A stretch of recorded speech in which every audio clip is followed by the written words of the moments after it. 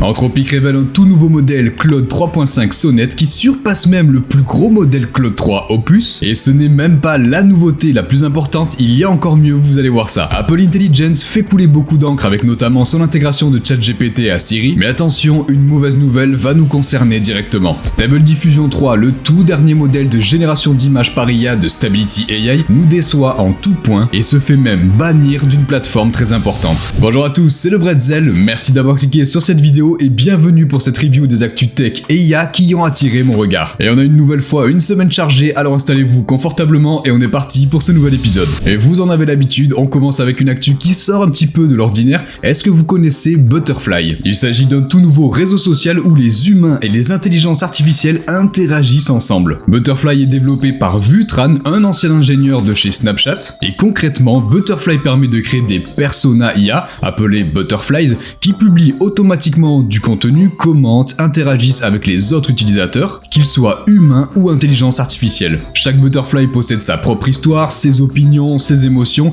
et génère automatiquement des posts sur le réseau social avec lesquels les autres IA et les humains peuvent ensuite interagir. Le fondateur Vutran a eu cette idée en constatant le manque de produits IA grand public intéressants en dehors des chatbots qu'on connaît déjà. Il voulait apporter plus de créativité dans la relation entre les humains et l'IA en allant au-delà de simples échanges textuels. L'application Butterfly est en bêta depuis 5 mois et a déjà séduit des dizaines de milliers d'utilisateurs qui passent en moyenne 1 à 3 heures par jour à interagir avec des IA. Si vous voulez tester, Butterfly est disponible gratuitement sur iOS et Android et pourrait proposer un modèle d'abonnement à l'avenir, et l'entreprise envisage également d'ouvrir la plateforme aux marques qui pourraient interagir avec les IA et les utiliser pour des campagnes marketing. Donc ce nouveau réseau social Butterfly est pour le moins original et explore de nouvelles façons d'intégrer et d'interagir avec les IA. Il sera intéressant de voir comment évoluera cette application et s'il y aura vraiment un engouement, une communauté qui va se créer derrière, et pas seulement un réseau rempli de bots et d'IA comme on pourrait avoir sur Facebook par exemple. Mais en parlant de réseaux sociaux, des plateformes déjà existantes se lancent de plus en plus dans l'intelligence artificielle, et c'est notamment le cas cette semaine de TikTok. La plateforme nous présente de nouvelles fonctionnalités d'IA, avec en premier l'outil Symfony Digital Avatar qui propose deux types d'avatars, des avatars génériques basés sur des acteurs payés et des avatars personnalisés créés à l'image d'un créateur spécifique sur TikTok. Ces deux types d'avatars peuvent parler en plusieurs langues, ce qui permet aux comptes qui les utilisent de toucher un public étranger tout en conservant une image cohérente entre chaque. Et toutes les vidéos utilisant ces avatars IA seront marquées d'une étiquette générée par IA pour vraiment prévenir le spectateur. Et le deuxième outil présenté est Symfony AI Dubbing, qui est un outil de traduction globale qui permet aux créateurs et aux spécialistes du marketing de doubler leur contenu dans plus de 10 langues et dialectes. L'outil va détecter automatiquement la langue qui est parlée dans les vidéos et peut la transcrire, la traduire et produire une vidéo doublée dans la langue choisie par l'utilisateur. Donc ces nouveaux outils IA, s'ils sont véritablement bien intégrés dans TikTok, pourraient un petit peu révolutionner la façon dont les marques et les créateurs de contenu interagissent avec leur public, car la possibilité de créer des avatars perso et de doubler facilement le contenu dans plusieurs langues ouvre vraiment de nouvelles perspectives pour toucher un public international. Ça rappelle un petit peu ce que YouTube tente de faire avec les pistes audio multiples sur les vidéos. Reste à voir si ces outils seront assez performants pour éviter les erreurs de traduction, et si les utilisateurs de TikTok déjà lassés des publicités omniprésentes apprécieront d'interagir avec un avatar numérique. Et en parlant d'avatar IA, on a un projet cette semaine qui vient vraiment faciliter la création d'avatars parlants avec Hedra et Character One. Donc ce nouvel outil présenté par Hedra permet tout simplement de donner vie à des personnages en les faisant bouger et parler, en générant à la fois la vidéo, la voix avec les mouvements des lèvres correspondants. L'outil, actuellement en version bêta gratuite, permet de générer des vidéos à partir d'une image et d'un fichier audio. Il suffit de fournir une photo, une image générée par IA ou une description textuelle du personnage, puis de télécharger un fichier audio ou de générer une voix à partir de texte, et Hedra se charge ensuite de créer une vidéo synchronisée avec les lèvres du personnage qui parle. Les résultats sont pas mal, les personnages sont assez expressifs, leurs mouvements sont fluides et le rendu est plutôt sympa, même ici avec une tête patate. Hedra est actuellement donc en phase de test et est accessible gratuitement. La startup prévoit de lancer une version complète avec des fonctionnalités plus avancées dans les prochains mois, comme la possibilité de faire chanter ou rapper les personnages, de créer des mondes entiers. Donc Hedra est quand même un outil très prometteur pour la création de vidéos animées. La qualité des animations et la simplicité d'utilisation surtout sont assez impressionnantes. Il sera intéressant de suivre un petit peu l'évolution d'Hedra et Character One et de voir comment l'entreprise parviendra à tenir ses promesses. Bon, malheureusement tout n'est pas si beau pour tout le monde dans le domaine de l'IA. Et cette semaine, le mauvais élève semble être Stability AI et le grand n'importe quoi du nouveau modèle Stable Diffusion 3. Mais juste avant, l'entreprise a nommé Prem Akkaraju, ancien PDG de Weta Digital, comme nouveau PDG à temps plein de Stability AI. Il a une solide expérience dans le domaine des effets visuels et de l'IA et devrait apporter une nouvelle dynamique à l'entreprise. Et ce changement de direction intervient après une période de turbulence pour Stability AI, marquée par des inquiétudes des investisseurs quant à la santé financière et à la stratégie commerciale de l'entreprise. Alors est-ce que véritablement ce nouveau CEO parviendra à donner un second souffle à Stability AI? On lui souhaite en tout cas du courage parce qu'il va y avoir du boulot pour redorer l'image de Stability AI. Car l'entreprise s'est clairement mis la communauté à dos avec ce nouveau modèle Stable Diffusion 3 Medium qui était pourtant très attendu. Et pour preuve, le modèle Stable Diffusion 3 a été tout simplement banni de Civitai, une plateforme populaire pour partager les modèles d'IA open source. Et la raison d'un tel bannissement, des craintes concernant les conditions d'utilisation de Stable Diffusion 3 qui pourraient avoir des implications légales pour tous les utilisateurs. Ce bannissement est le symptôme d'un problème plus large dans le monde de l'IA,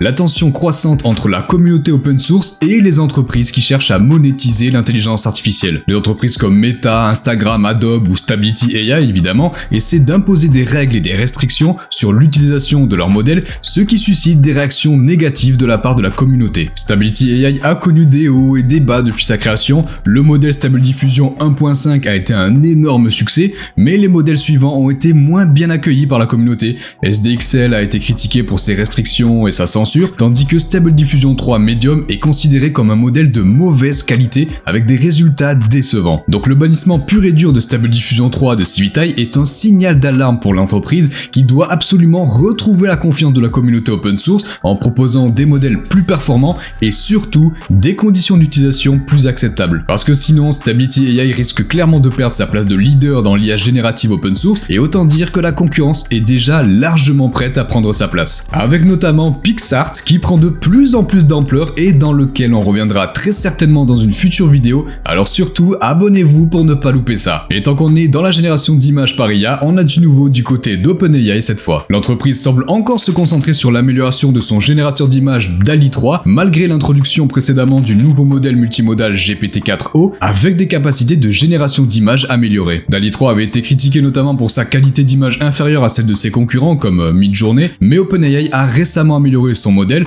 notamment en ce qui concerne la génération de texte. DALL-E 3 est désormais capable de générer des blocs de texte plus longs et plus précis. On a quelques exemples ici avec une demande de génération d'un poème dans une image, donc Midjourney n'arrive pas du tout à le générer, Ideogram non plus étonnamment, GPT-4o de son côté réussit parfaitement à générer une image avec le poème intégré, et enfin DALL-E 3 qui arrive à générer quelques phrases, on arrive à distinguer quelques phrases du poème, même si ça reste vraiment bien inférieur à GPT-4o. Pareil avec cet exemple où il demande de générer une image de conversation sur téléphone, donc là GPT-4o arrive parfaitement à le générer, alors que DALL-E réussit à faire un téléphone avec différents messages, on peut reconnaître quelques mots, mais c'est vraiment bien inférieur au nouveau modèle GPT-4o, malgré les mises à jour de DALL-E 3. Donc oui, GPT-4o, le nouveau modèle multimodal d'OpenAI, a montré des capacités d'imagerie impressionnantes lors de sa présentation, mais le modèle n'a pas encore été entièrement déployé, et OpenAI continue d'utiliser DALL-E 3 pour la génération d'images. Donc c'est quand même étrange qu'OpenAI continue d'investir dans DALL-E 3, alors que GPT-4o offre des capacités d'image globalement supérieures. Peut-être qu'OpenAI souhaite conserver un modèle d'image spécialisé, ou peut-être que le déploiement complet de GPT-4o prend plus de temps que prévu. D'ailleurs, on n'a pas non plus la nouvelle fonctionnalité de voix après tout. Quoi qu'il en soit, si vous êtes abonné à ChatGPT+,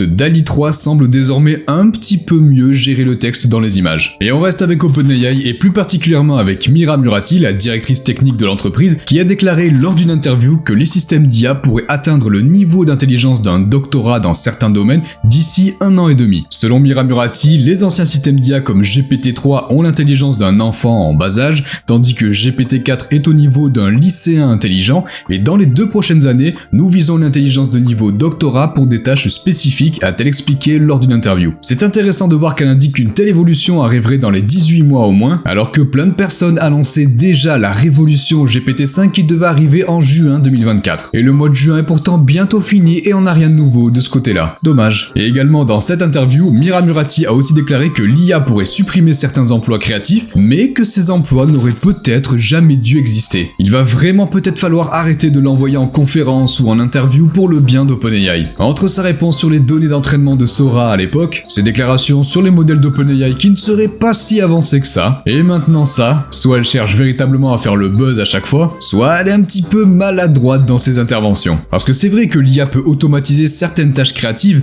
mais c'est important de ne pas sous-estimer la valeur de la créativité humaine et de l'originalité. L'IA peut être un outil puissant pour les créatifs, Mais elle ne remplacera jamais complètement l'imagination et l'ingéniosité humaine. L'important c'est de s'adapter à ces changements et de développer de nouvelles compétences pour ne pas se laisser distancer. Et c'est exactement ce que je fais avec vous en vous présentant, en plus des actus comme aujourd'hui, des tests et des découvertes de différentes IA qu'on peut déjà utiliser. Et pour finir avec OpenAI, enfin un ancien cofondateur, Ilya Sutskever, ancien responsable scientifique d'OpenAI, lance une nouvelle entreprise d'IA axée sur la sécurité. Sutskever avait quitté OpenAI en mai dernier après avoir exprimé des inquiétudes concernant les pratiques de sécurité de l'entreprise. Il avait été rejoint par d'autres chercheurs d'OpenAI qui partageaient ses préoccupations. La startup baptisée Safe Super Intelligence Inc. a pour objectif de créer un système d'IA puissant et sûr. Sutskever estime que les équipes d'IA des entreprises comme OpenAI, Google et Microsoft sont souvent soumises à des pressions commerciales qui peuvent nuire à la sécurité. SSI se concentrera donc uniquement sur la sécurité sans se soucier des pressions du marché. C'est encourageant de voir des chercheurs d'IA de premier plan comme Ilya se préoccuper de la sécurité, car l'IA est une technologie puissante qui peut avoir des conséquences sur la société. Donc il est essentiel de développer l'IA avec certains garde-fous et certaines mesures de sécurité pour éviter les gros abus. Et on passe maintenant à Meta qui a publié plusieurs modèles d'IA cette semaine. On a tout d'abord Caméléon dont on a déjà parlé précédemment, qui est un modèle multimodal capable de traiter et de générer du texte et des images. Il peut traiter n'importe quelle combinaison de texte et d'images en entrée et peut également traiter n'importe quelle combinaison de texte et d'images en sortie. Meta publie les variantes 7B et 34B sous une licence non commerciale à des fins de recherche uniquement. La société publie également le modèle de génération de musique Jasco. En plus du texte, il accepte également diverses entrées telles que les accords ou des rythmes afin d'améliorer le contrôle de la sortie musicale générée. C'est d'ailleurs ce modèle qui alimente MusicGen de Meta par exemple. Et on a enfin Audiosil qui n'est pas vraiment un modèle d'IA mais plutôt une technologie de marquage audio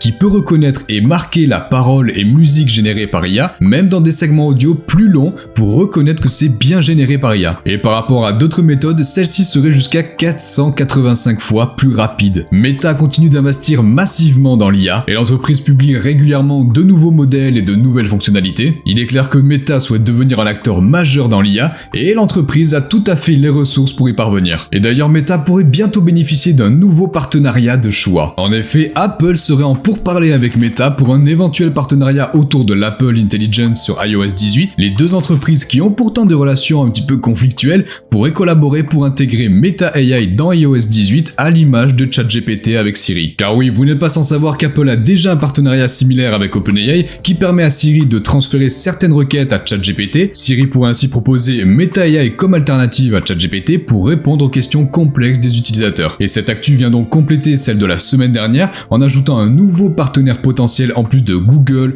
Anthropic, Alibaba ou Baidu. Apple ne semble pas avoir peur de multiplier les partenariats pour véritablement intégrer l'IA à ses produits. Mais attendez avant de vous enflammer et de déjà imaginer toutes ces IA au bout de vos doigts dans votre iPhone. Apple a annoncé que certaines fonctionnalités d'iOS 18 comme Apple Intelligence notamment, la mise en miroir de l'iPhone et le partage d'écran SharePlay pourraient ne pas être disponibles dans l'Union Européenne cette année en raison du Digital Market Act, le DMA. Apple craint que les exigences d'interopérabilité du DMA ne l'obligent à compromettre la sécurité et la confidentialité de ses produits. L'entreprise est en discussion avec la Commission européenne pour trouver une solution qui lui permette de déployer ses fonctionnalités dans l'UE sans compromettre la sécurité des utilisateurs. Et la Commission européenne a répondu à Apple en affirmant que l'UE est un marché ouvert aux entreprises qui respectent les règles de concurrence. Donc le retard potentiel des fonctionnalités d'IA d'Apple dans l'UE est un exemple des défis que pose la réglementation de l'IA. Il est important mais pas facile de trouver un équilibre entre l'innovation, la protection des utilisateurs et la libre concurrence. Espérons qu'Apple et la Commission européenne arriveront à trouver un accord qui permette de déployer toutes ces fonctionnalités dans l'UE assez rapidement. Et heureusement, tout n'est pas si noir du côté d'Apple cette semaine. L'entreprise a publié 20 nouveaux modèles Core ML et 4 ensembles de données sur la plateforme GingFace pour aider les développeurs à créer des applications d'IA qui s'exécutent directement sur les appareils. Les modèles couvrent des domaines tels que la classification d'images, la segmentation profonde, la segmentation sémantique et sont optimisés pour fonctionner sur les appareils Apple sans connexion réseau, sans besoin d'accéder à un serveur. Donc Apple continue de miser sur l'IA embarquée qui permet de faire fonctionner des modèles d'IA directement sur les appareils sans avoir besoin d'une connexion internet et qui permettrait de créer des applications plus performantes et plus réactives en théorie. Et pour rester un petit peu dans l'open source, Eleven Labs a dévoilé une démo open source appelée Video to Sound Effects pour présenter les capacités de sa technologie Text to Sound Effects présentée il y a quelques jours. La démo permet tout simplement de générer des effets sonores à partir de vidéos et est disponible en ligne et sur GitHub et elle est très facile à utiliser. Il suffit de télécharger une vidéo sur la page page web de la démo et Eleven Labs va analyser la vidéo et proposer 4 pistes audio différentes avec des effets sonores. La technologie fonctionne en utilisant 4 images à intervalle de 1 seconde à partir de la vidéo qui est téléchargée, qui sont ensuite envoyées à GPT-4o pour créer un prompt personnalisé de texte à effets sonores, et le prompt est ensuite renvoyé à l'API d'Eleven Labs pour créer les effets sonores finaux. C'est rudimentaire mais étonnamment efficace. C'est en tout cas une démo très sympa à tester et elle montre un petit peu le potentiel de l'IA pour la génération d'effets sonores. L'API d'Eleven Labs pourrait être utilisée pour créer des effets sonores dans des jeux vidéo, des films, des publicités, à voir un petit peu ce qu'il en sera fait. Mais attention, avec tous ces sons et musiques générées par IA, il fallait s'y attendre, ça ne plaît pas du tout aux géants de l'industrie musicale. La Recording Industry Association of America et les 3 principales maisons de disques Universal, Warner et Sony ont intenté un procès contre les entreprises d'IA musicales Suno et Udio, les accusant de violation massive du droit d'auteur. Selon les maisons de disques, Suno et Udio ont illégalement copié des enregistrements pour entraîner leur modèle d'IA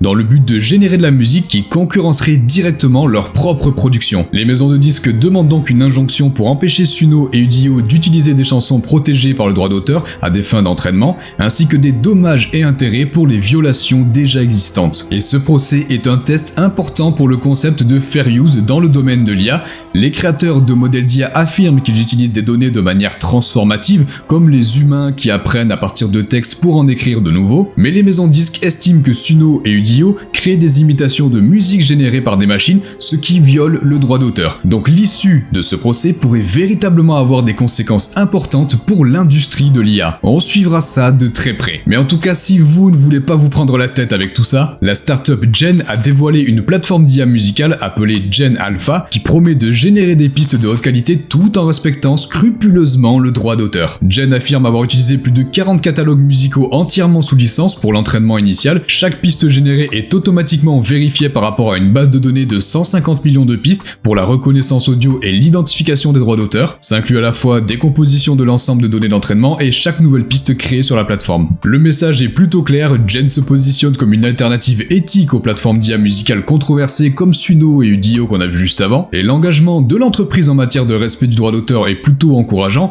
Il sera intéressant de voir si Gen parviendra à s'imposer sur le marché de l'IA musicale où la concurrence est déjà rude. Et juste avant de passer à Anthropic et leur tout nouveau modèle Claude 3.5 Sonnet, Adobe, les grands vilains du moment, se font attaquer en justice. La Federal Trade Commission, la FTC, a intenté un procès contre Adobe, l'accusant d'avoir piégé sciemment des clients dans des abonnements annuels en cachant des frais d'annulation élevés et en rendant difficile l'annulation des abonnements. La FTC affirme qu'Adobe était conscient de la difficulté d'annuler les abonnements, mais a choisi de ne pas modifier le processus d'annulation compliqué pour des raisons de revenus. Et Adobe se défend en affirmant que ses conditions d'abonnement sont transparentes et que son processus d'annulation est simple. À vous de me dire un petit peu ce que vous en pensez de toutes ces pratiques du côté d'Adobe. Vous l'attendiez, on passe maintenant à Anthropic qui a dévoilé son tout nouveau modèle Claude 3.5 Sonnet, une nouvelle version de son modèle d'IA qui surpasse la concurrence dans de nombreux domaines. Le tout premier schéma annonce déjà la couleur et est extrêmement clair et compréhensible. Claude 3.5 Sonnet passe devant tous les modèles Claude 3, même le plus gros Claude 3 Opus, tout en étant moins cher au niveau du fonctionnement. Anthropic affirme que Claude 3.5 Sonnet est plus performant que GPT-4o d'OpenAI dans de nombreux benchmarks, notamment en ce qui concerne le raisonnement, les connaissances et les compétences en codage, sa compréhension accrue des nuances, de l'humour et des instructions complexes. Claude 3.5 Sonnet est également le modèle de vision le plus puissant d'Anthropic à ce jour, surpassant Claude 3 Opus sur les derniers benchmarks de vision. Claude 3.5 Sonnet est disponible gratuitement sur Claude AI et l'application Claude iOS. Les abonnés au forfait Claude Pro et Team bénéficient de limites d'utilisation plus élevées, comme souvent, et le modèle a une fenêtre contextuelle de 200 000 tokens, ce qui est vraiment pas mal du tout, même si on reste loin des 2 millions de Gemini 1.5 Pro. Et ils annoncent également l'arrivée dans l'année de Claude 3.5 Opus et Haiku. La version Opus risque de véritablement tout fracasser lors de sa sortie, j'ai vraiment hâte de voir ça. Donc Anthropic a clairement mis le paquet de façon assez inattendue avec Claude 3.5 Sonnet en proposant un modèle d'IA puissant, rapide et abordable, et contrairement à OpenAI, ici on n'a pas un teasing ou une annonce grandiloquente avec des disponibilités dans quelques semaines. Non, avec Anthropic, ils annoncent et ils publient en même temps. Sonnet 3.5 est déjà disponible gratuitement via le chat Claude. Et pour ce qui est du premier verdict des utilisateurs, Claude 3.5 Sonnet arrive en deuxième position du classement Chatbot Arena, juste derrière GPT-4o, à voir s'il réussira à passer devant avec davantage de votes, et surtout, il ne faut pas oublier qu'il s'agit du modèle milieu de gamme. Quand Opus 3.5 va être publié, il risque de passer largement en tête. Et attention, ce n'est même pas le plus stylé dans l'annonce d'Anthropic. Ils en profitent pour annoncer l'arrivée d'une toute nouvelle fonctionnalité au sein de Claude, Artifacts, et c'est véritablement une super fonctionnalité qui va changer notre façon d'utiliser Claude et peut vraiment le faire passer en tête devant ChatGPT. Et je vous montre comment l'activer facilement juste après. Habituellement, lorsque vous demandez du code, du design, des documents, le chatbot vous répond avec le code associé et vous vous débrouillez avec d'autres services et applications. Et bien ici, avec Artifacts, Claude a désormais une nouvelle fenêtre qui apparaît à côté de votre chat pour utiliser le code généré directement de façon interactive. Vous pouvez donc voir immédiatement le résultat généré, demander des corrections, des améliorations, tester vous-même. Par exemple, je demande ici à Claude 3.5 Sonnet, génère une page internet simple avec un bouton s'abonner à Le Bretzel au milieu. À chaque clic sur le bouton, celui-ci change de place de façon aléatoire. Il commence par me répondre et générer un code et hop, j'ai la fenêtre Artifact qui apparaît à côté avec le résultat du code et je peux tester. Si je clique sur le bouton, il se déplace bien de façon aléatoire dans la fenêtre qui a été rajoutée à côté du chat et je peux en plus modifier en direct en lui demandant par exemple j'aimerais que le bouton soit orange, je lui envoie ça directement et il modifie ça en direct dans la fenêtre Artifact qui se met à jour. Et voilà ma nouvelle page internet qui a été générée avec la correction que j'ai demandé, tout ça dans la fenêtre Artifact juste à côté du chat, donc qui permet vraiment de tester immédiatement. Avec le bouton en bas à gauche, je peux même revenir sur les versions précédentes si je veux vérifier que celui-ci me plaisait un petit peu plus, si je préférais la couleur verte ici par exemple. Et pour activer cette fonctionnalité ultra pratique, c'est très simple, vous cliquez sur votre compte en haut à droite, vous allez dans Feature Preview et dans la pop-up, vous activez Artifacts et voilà, c'est tout simple. Envoyez-moi vos meilleures utilisations d'Artifacts de Claude. On découvrira tout ça ensemble en vidéo, alors surtout abonnez-vous pour ne pas la rater, je pense qu'on va voir de belles choses. En attendant, foncez découvrir cette IA de génération d'images qui gère super bien le texte qu'on teste ensemble avec des exemples concrets dans cette vidéo. Je vous souhaite à tous une excellente semaine, c'était Le Bretzel, à très vite.